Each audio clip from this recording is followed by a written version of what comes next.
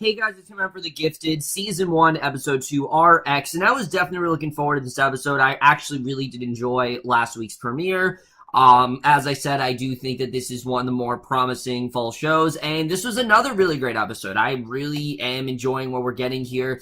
And in a season full of fall TV where there really aren't a lot of great new shows, I will take it because this show definitely, I think, has potential to be something really great. But let's just get into this episode because I definitely do want to talk about it. And I really like the way this episode starts off. We actually start off a year ago. The Struckers are bowling, and Reed's mother, Alyn, is actually with them, and Andy scores a strike. Lauren goes next. She takes down 9 pins and uses her power to secretly knock down the last pin for a strike. Remember, she's been well aware of her powers for a while. It's really only just now where that's actually starting to become a problem for her. So, in the neighboring lane, a girl's face is vibrating, and when Lauren points it out, Caitlin says it's none of her business, and the girl's father objects when the others in the alley stare at his daughter, mainly because they know that she has powers, and obviously he didn't. So I thought this was interesting. Basically, there have been people who have taken note of Lauren's powers for a while now. She's just done a very good job of hiding it. So the girl released a burst of energy. Reed tells the father that he's a federal prosecutor, and what the girl did is a serious crime, and he says that they should just walk away before the situation gets any worse. And again, you can see that he's not necessarily looking for their best interest. He's just telling them to just walk away from everything. But the father goes with his daughter, and Reed then tells Lauren that everything is alright, and she wonders why exactly they had to leave. Like, why couldn't he have offered them something else? And I do think that's something that Reed is really kind of thinking about now, because then we cut to the present, and I like this didn't take too long. Like, usually when we have these flashbacks, they're like 4 or 5 minutes long. This one was only about like 2 minutes, and I really enjoyed that. So we then cut to the present. We see at the mutant headquarters, John confirms that everyone's alright. He checks on Clarice, and the Struckers say that they have to go back for Reed. They have to make sure they go back for him, because obviously Reed has now been kidnapped, and John warns that it's suicide if they do that, and that if they go back and they have to take care of Clarice. And as they lead Clarice off, she says that she's never teleported that far and passes out.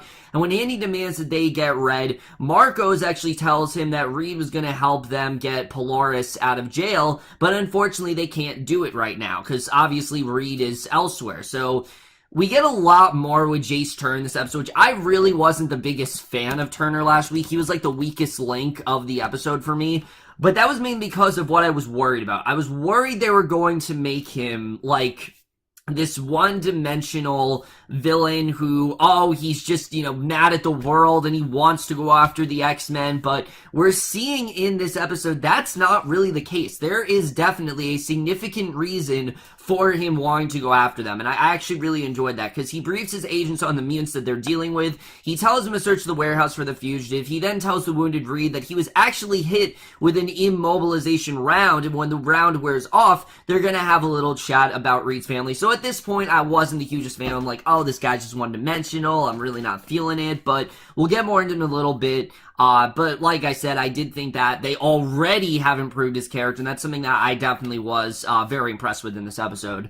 So at the Lakewood County Jail, Polaris is given a nullifier collar and put into a cell. And I have to say, Polaris has quickly become one of my favorite characters of the show. Her scenes were just awesome. They were so well lit, and the way that the fight choreography was great. I'm just really loving Polaris as a character. So when Polaris tries to summon her powers, her collar actually shocks her, and the other prisoners laugh, and one prisoner, Amber, asks Polaris if she's okay. She explains about the collar, and Polaris says she doesn't plan to be there long. Amber warns that the only way a mutant leaves is actually in the box, and she tells Polaris to get back up, and Polaris insists that she does have backup. It's unfortunately just not there. So, she's thinking that, Reed's gonna come get me, and I'm gonna be fine, but she doesn't realize Reed's actually been kidnapped. So, definitely this puts her in a very bad position. So Thunderbird then tells one of the other mutants, Dreamer, that they need to find a doctor for Blink immediately. Obviously, she is in very critical condition, and when Dreamer asks about the Struckers, he actually confronts Marcos, and Marcos insists that they help mutants, but basically Thunderbird figures that it's about Polaris, and Lauren calls to tell them that Blink is actually in respiratory distress, and Caitlin says that she's a nurse, and, Blink needs medical attention, and Lauren insists that Caitlin can help her, and I wasn't a huge fan of Caitlin last week. Again, I thought she was one of the weaker links. Amy Acker's very talented, but I just felt the role wasn't really servicing her. This episode, again, they improved that. I actually did like what we had with her character, because we saw that, no, she's not just going to be a doctor. She's not just going to be a concerned mom. There is definitely going to be a lot more to her, and I was very happy with that, because when you have a talent like Amy Acker and Stephen Moyer, you want to utilize them, and so far, it appears that's what they're doing, and I'm definitely impressed with that overall. So basically, Blink checks her, and Blink's hands then grow and then fade out, and Caitlin lists the medicine that she actually needs. They can't take her to a hospital because the authorities will actually arrest her, but basically Blink warns, she does warn that Blink could die, and Blink then opens a portal, and parts of a car then come through it. Everyone gets out of the way as it slams through the headquarters, and once everyone confirms they're okay, Eclipse then clears a table, and Blink creates another portal. The people on the other side can see them, and Thunderbird actually warns Eclipse that they're not getting into a battle with bystanders, and Lauren then uses her power to see the portal, and Blink just passes out right there. So basically, Eclipse then asks Clarice if she can help, and, if she can help Blink if they get their medicine, and basically, Blink says that they have to get to the hospital and get the drugs from the, Pyxis machine, and Lauren says that she can't close any other portals, but basically, Blink refuses to leave her there, because, she needs them. She is just as much in danger as they are. She is still a mutant. She definitely is still, she knows her powers very well.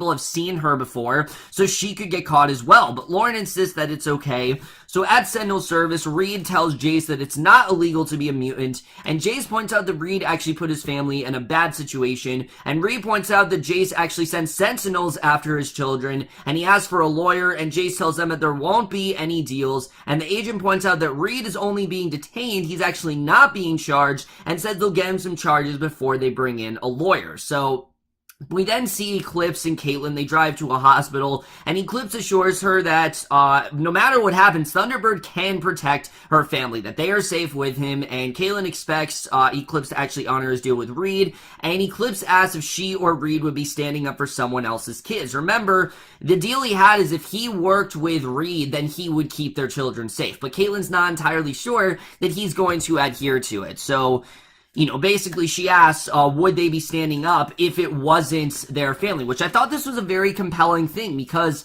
there is a part of me that thinks, oh, Caitlin is helping because she's a doctor and she knows they need medical attention, but she's also helping because they know that they can protect her children. So if her children weren't in danger, would she really be helping them? I think that's something that she's really going to be thinking about this season, and I definitely think it's one of the more interesting parts of the show so far. So the next day, a prisoner actually spits on Polaris, and the guard tells Polaris to keep moving to the showers, and Polaris then sees a porcelain mutant in a cell, and in the shower, she rinses the dye out of her hair, realizes that everyone else is just staring at her, so she stares back at them and then walks off, because again, they know she's a mutant, and they feel they are inferior, and they're fascinated by her, so they luckily do walk off. But as the mutants clean up the headquarters, we see Thunderbird actually tells Andy and Lauren that Blink is a fugitive who escaped from jail, and Blink then convulses and creates another portal, and they see the police on the other side at the same spot as before. Lauren closes the portal as Thunderbird listens to the officers' radios and then heads off, and Andy tells Lauren that what she's doing is insane and says that he's thirsty. So Eclipse and Caitlin arrive at the hospital for mutants. Eclipse says that the government is actually considering just shutting it down completely because it's of no service to them anymore. Obviously, mutants are, basically, fugitives at this point, and it's just, there's no reason to keep it open because mutants are of no service to them. So Caitlin warns they can't get in past security and asks to see Eclipse's bullet wound, and when she takes off the bandage, his blood actually glows, and she takes him into the ER, says that he needs a doctor, and Dr. Watkins then soon arrives. He sees his wound, and Watkins asks how it happens, and Caitlin claims that it was just an accident, and the doctor clearly isn't convinced. He's not at all buying it, so he asks to talk to Caitlin privately. She goes with him, and Watkins wonders if it's a domestic violence situation, and Caitlin assures him that it isn't, and Watkins tells her to take care of herself once he leaves. She grabs a bear of scrubs, and John actually warns Dreamer that the cops are gearing up, and the next time the portal opens, SWAT officers may come through. So Dreamer says they need to move Blink because they can't evacuate everyone, and he basically figures that they have to hope that Eclipse does get back with the medicine. You know, no matter what happens, he has to get back there. So Jace then charges Reed with terrorism, said that they talked to the coworker who gave Reed Polaris' fool, and the lawyers want to make Reed and Polaris a test case. And Jace says, and we find out why Jace has the stage. Like I said, up to this point, I thought, oh, Jace just a one-dimensional villain. He just has this vendetta against them, but we realize what that reasoning is, and I actually really like this. We find out that he actually lost his daughter Grace in the July 15th incident, and he doesn't know or care if the burst of energy that killed her came from a good mutant or a bad mutant. So to him, all mutants are just bad because they were responsible for killing his daughter. And that's brings a much more personal connection to these two. That's something that Reed can very much relate to. If his children are killed, the very same thing could happen to him, and I actually really did like that. This gives me a much bigger reason to actually care for Jace, and Reed says the charges won't stick. Jace disagrees, and he leaves, because he knows the root of this situation. You can tell that he really wants these mutants to suffer, because they really did cause him the loss of someone he really cares about, and I thought, again, it was just a very strong reasoning there. So the female prisoners that they eat in the mess hall, and Polaris sits with the porcelain mutant that she saw earlier.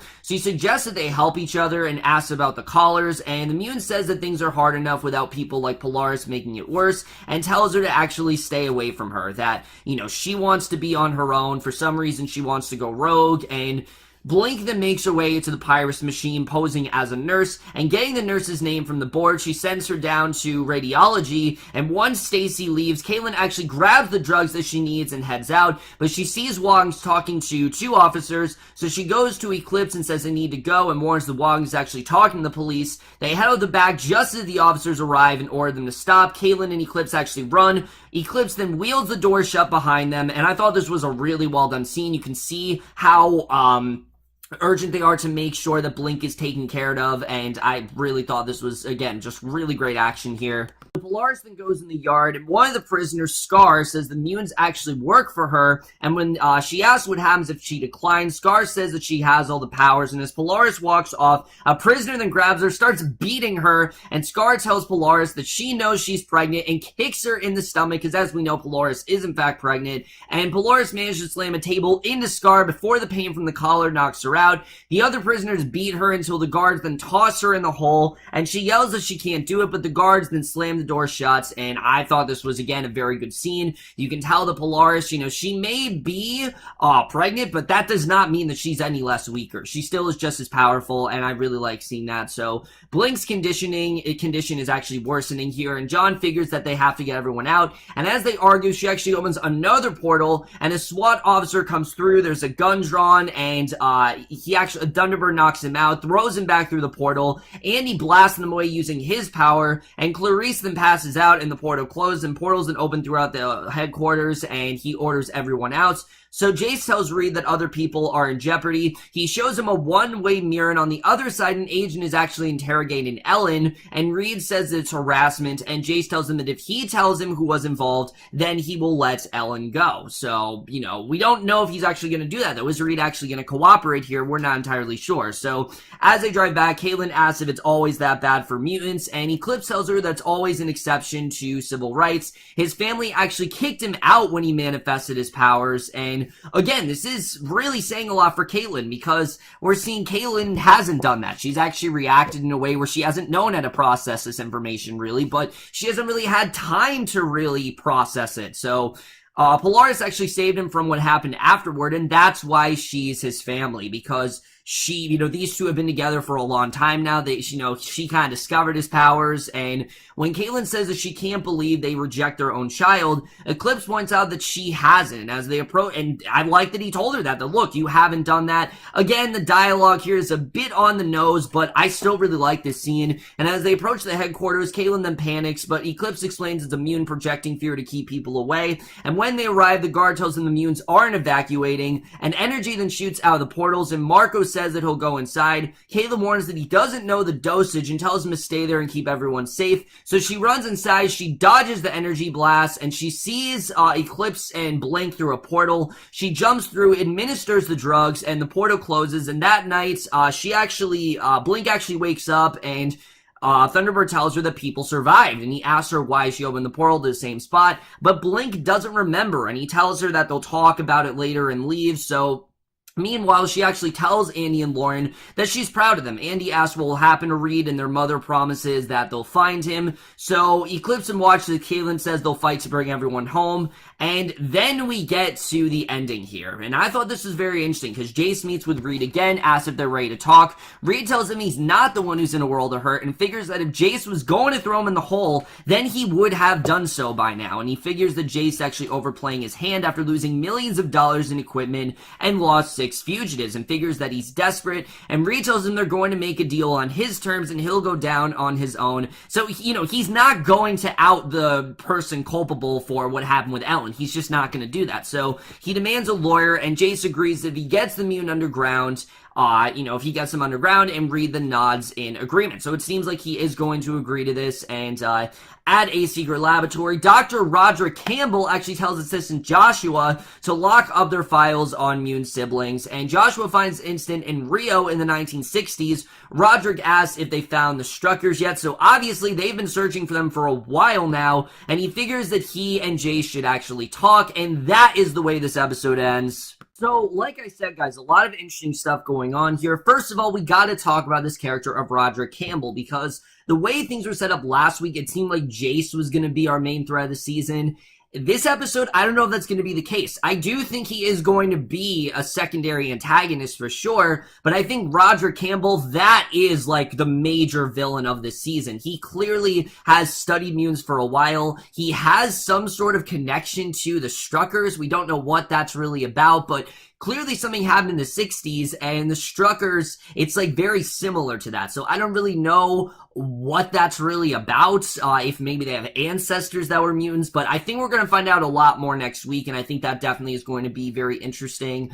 One of the things I really liked about this episode, though, like I said, is Caitlin's more expanded role here, because they made it seem like last week that, she was just going to be the concerned mother, and that was really it, but we're seeing now, she's now been put in a position where she essentially is forced to help these mutants, whether she wants to or not. She knew that she was a doctor, she went out of a way to help them, and it seems like, unlike Reed, she actually does want to help these mutants, and it makes me kind of wonder, when Reed shows up, is she actually going to want to go with him? Is she going to want to go with him, or is she going to want to stay with, Eclipse and Blink and all of them? Because maybe she's gotten closer to them. She's realized, sort of the problems that they've gone through. She now knows a lot more about Eclipse than they ever did, and I thought that honestly was very interesting. I really am liking where her character's going, and they took what could have been a very one-dimensional character, which I was very worried about, and they've actually turned her into a lot more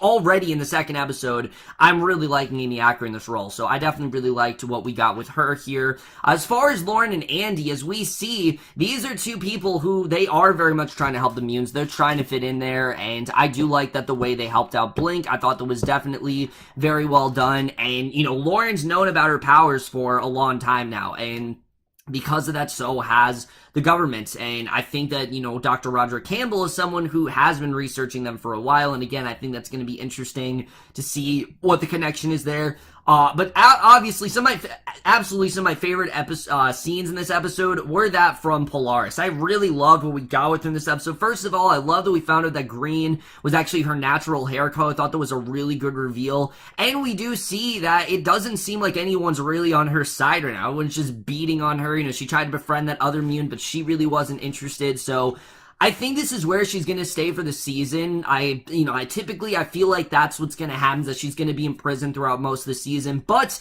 I do think it really is servicing Emma Dumont as this character because she's doing an incredible job as Polaris. I could end up seeing her being like the star of the show. Like, I think out of everyone, she has the best chance of being like the breakout actress, and I'm really looking forward to seeing more of her because she, in my opinion, is absolutely killing it in the show, and I really love what we got. I know she's been in other things before, like Bunheads and Aquarius, but I feel like this is really gonna be like her big breakout role where everyone knows Emma Dumont like as Polaris. I could really see that happening. Really, like I said, my only complaint in this episode is, one, I don't really care that much about Thunderbird, but that's really because we don't know a ton about him. We know this one was much more centered on Eclipse and Polaris, and we know like what their relationship's all about.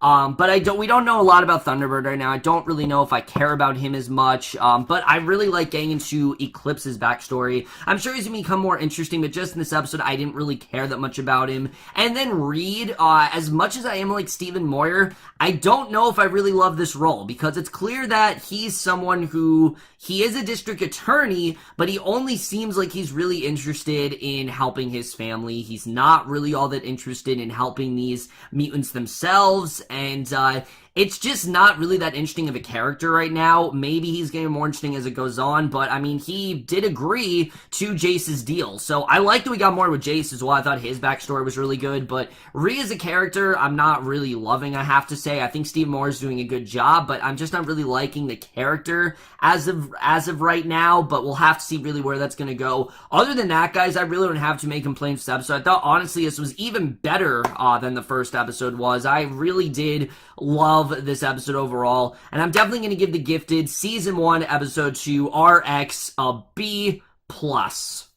So what we're guys doing this episode of The Gifted. Let me know what you guys thought of this episode overall. Left your thoughts. And like I said, out of all the new shows that are on right now, this is the one that I am definitely the most into. I think this has tons of potential, and I can't wait to see where the rest of the show is going to go. But that's my review. Hope you guys enjoy. We'll see you guys in my next video, and then we'll see you guys for that. Okay, bye.